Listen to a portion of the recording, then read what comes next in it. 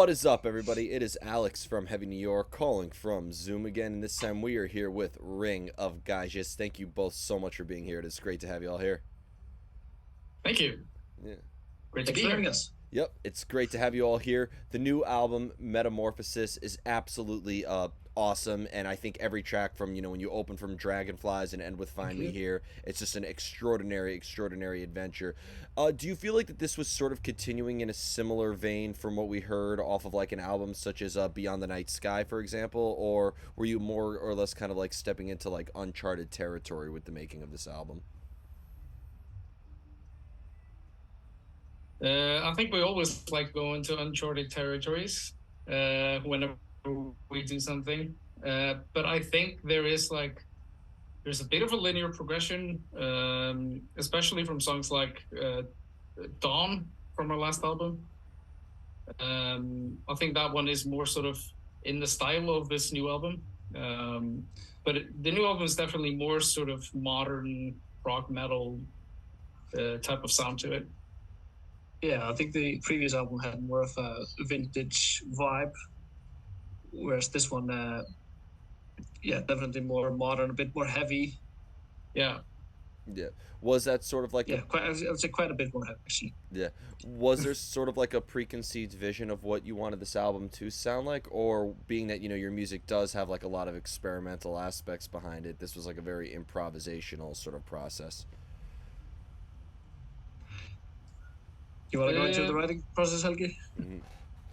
yeah, so um it was a bit of synchronicity actually. We didn't talk about it beforehand, like what we wanted the album to sound like, but it sort of turned out that like me and William, we're sort of the sort of main songwriters in the band, or like we write the most amount of music, I guess. We were sort of on the same page, kind of, in terms of what type of direction we wanted to go into. And then we all got together in this house in like the middle of nowhere in Iceland, and we just lived there for like a week and went through all the demos, and then we basically structured them into songs. So that was in 2019 or something. It was a very Yes. long time ago. So Yeah. did these It's been, songs did these songs like change a lot over a long span of time in a way, or are these songs like how they were originally like structured? we think we made pretty thorough demos at the time. I think, yeah, there actually not much changed from then. We basically recorded it mostly as the demos. Of course, there are always some smaller things that do change once you do the final recordings.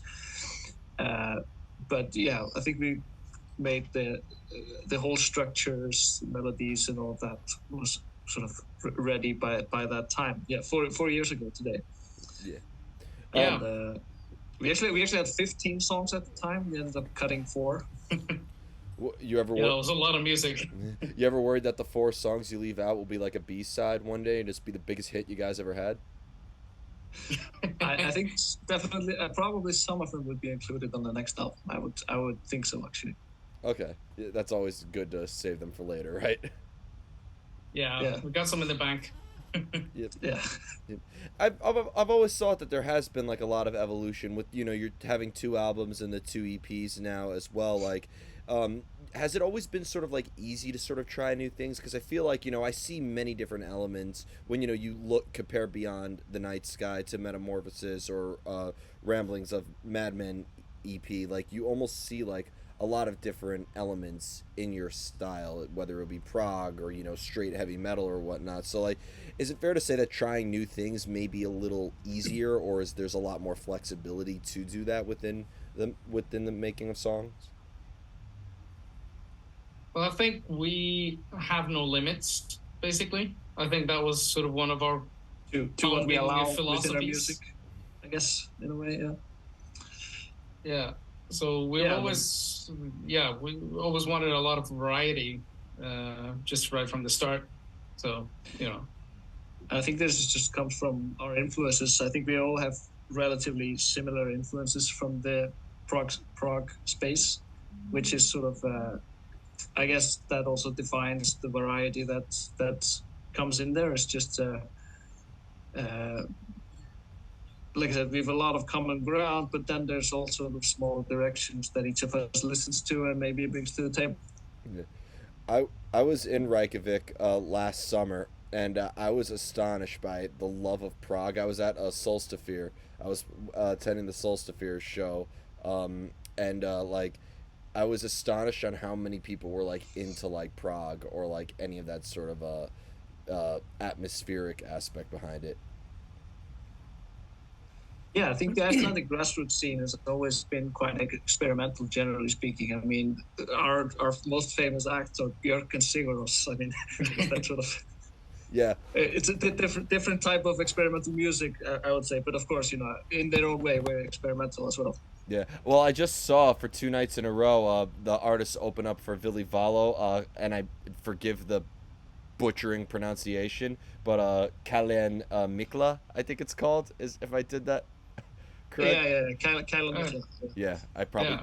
I just destroyed that probably, but like it seems like because like Norway, it's known for like black metal. Sweden has like the melodic death metal. Like it seems like a lot of regions have sort of like their own sort of subgenre, but it seems like with Iceland having so many talented musicians coming from there, but it almost seems like Solstafir sounds different from Cult of Lilith, for example, and you guys sound very different from them as well.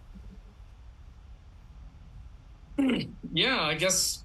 Yeah, like William said, it's always been kind of an experimental vibe to the sort of local bands, and yeah, some of them managed to sort of break a little further into the mainstream.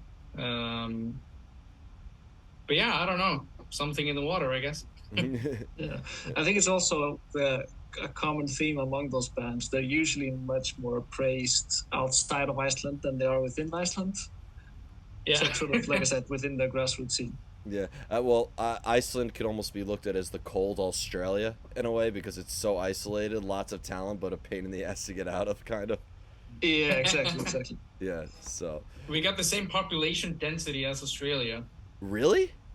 Yeah, Interesting. Well, that's awesome because I was amazed that Reykjavik is like a fairly small city too. So like I was, that's pretty astonishing to hear. Yeah. yeah. I mean, it's just an island with not a lot of places suitable for human life. So That is so fucking metal. That's why you have so many good metal bands out there. It's cold, but you have volcanoes, and it's isolated. It's dark 90% of the day. That's why I would like to live in Iceland when I was there. well, you say that now, but if you actually tried it, maybe you would prefer to live in New York. Yeah. Well, a lot of people say they hate the winter. Try staying here in a New York City humid summer, in a way. Yeah, I mean, New York actually gets both colder and hotter than Iceland. So. Yeah. Like during the summer, it's like living in an armpit, in a giant freaking armpit. Um, but with every song that's on Metamorphosis, because I feel like every song, when you go from like Dragonflies to Cabin Fever, and then you compare like Holy Water to Parasite, for example, it seems like every song had like its own like emotional aspects behind it. Are these songs like approached from a very personal point of view in a way, or is there a lot of external sources of inspiration that you're addressing within the music? It's a tough question. I guess it's a mix of both, probably.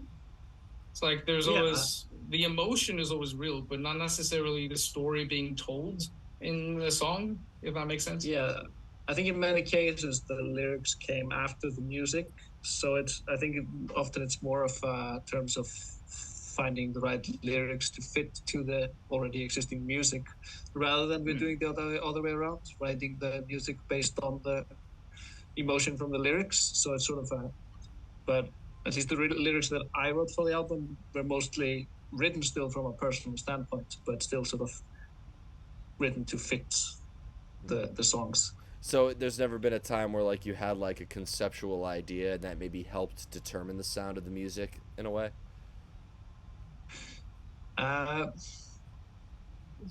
Yeah, more often than not, it's the music that comes first, I think. I feel so mostly for myself as well. I think maybe the only exception in my case would be Choice on the album, the shortest song on the album, basically. I think that was sort of yeah, the lyrics were at least already there before sort of writing that. Yeah. Is that why it's the shortest song on the album? No, we just ended up sort of like we realized, okay, the structure kind of just works this way, just verse chorus and the song. It's just like, yeah, okay. We usually we do the other end of the spectrum as well, with like Face of God being 13 minutes going all over the place, but we sort of figured, okay, this one just, yeah, I think this is just the right place to end it. Yeah. Well, you led me perfectly because I always ask bands this question, and I feel like it's suitable with, the choice being so short, but the Face of God being so long. How do you know when you are finished with a song? You don't really. It's just when it feels like there's nothing left to do, I guess. Yeah, I think it just is like, yeah, it's just a feeling. It comes like, yes, this is ready. Usually, I think it's more like when you stop having the feeling that it's missing something. Of this, two sides of the same coin. But that's sort of, when you do feel like, yeah, you just at some point you get a feeling like, yes, that's it. Do you find it though when Yeah, pretty much. But do you find it when you work on a song for a long period of time, in a way, it makes it a little bit more difficult to sort of like capture a moment or maintain that emotional spark that started the idea, in a way? Or is that not much of an issue? I think absolutely. There are cases where, for example, vocals we've used were demo takes, just because, when you try to do it again, you can't get the same initial emotion. I think especially goes for vocals. So there are a couple of cases, like the chorus of Go, that's the original demo take. I tried doing it again, I was just like, I can't do it the same way. Same was with Not This Time, from Beyond the Night Sky. And I think also some of your vocals, I think it was Sea Legs, where we had some of the original demo takes still in there. Yeah, I think maybe it's like you capture the original excitement about the song, as opposed to, when it's been a couple months since you wrote it, and it's not as exciting for you anymore, so you can tell when you listen to the recording. So it's become a rule for me, at least, to always record demos with the same microphones, at least the same recording quality that I would do any other recording, just to make sure that it's usable later. Is that maybe help you keep the song maybe relatively raw? Yeah, possibly, yeah. And when it comes to like the music as well, like, because with the ramblings of the Mad Men EP, because when you have like that intro and then you go into Pillars of Creation, for example, and then you go into Ghosts, it almost seems like kind of going back to like if your albums are concept albums, in a way, because I think a lot of people could assume that it seems like your music is meant to sort of like have like a narrative. Like, I don't consider your music, and I mean it as a compliment, I don't consider like the music to be shuffle friendly. In a way, I feel like you need to start off with one and end to the other. Is it fair to say that maybe you want the album to be like a journey in that regard? Absolutely, yeah. I think a lot of that flow that you're describing is more constructed than it feels, and we hope it feels more organic than it really is, because usually it just starts out as like a group of songs, and then we figure out the track order later and do like some like fade outs, or what's it called, transitions. Like with the Metamorphosis, we did a few transitions that sort of just were, we have this song and this song, we make this little piece that sort of bridges the gap. Yeah, I think that was mostly Einar and Gisli that did that, right? Yeah. I think all of us are fans of concept albums, and there's sort of, let's say, like you phrased it, there's journey albums that you listen through as a whole. Yeah. So yeah, we definitely want to create that experience, but the writing process is never linear, though. Yeah. Well, yeah. I think kind of like the saying, I'm not religious, but I'm spiritual. It's like you could say an album is not a concept album, but it's conceptual in that regard. Yeah, exactly. Yeah. Well, I think we used the phrase, at least for like Beyond the Night Sky, we used the word thematic. So there was the running theme of sort of escaping reality in one way or another. Metamorphosis definitely has a nautical theme. Well, well, Metamorphosis. And also as Well, and also as the title sort of gives as the title indicates, it's also about sort of change in general. Yeah.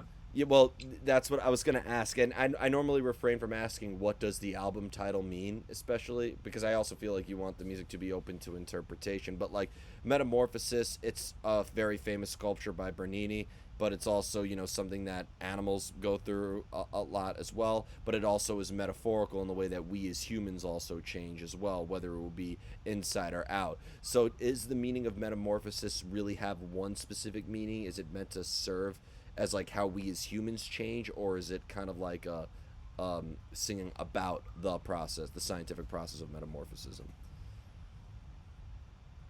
I think since I was the one who came up with the name, I should probably be the one to talk about this.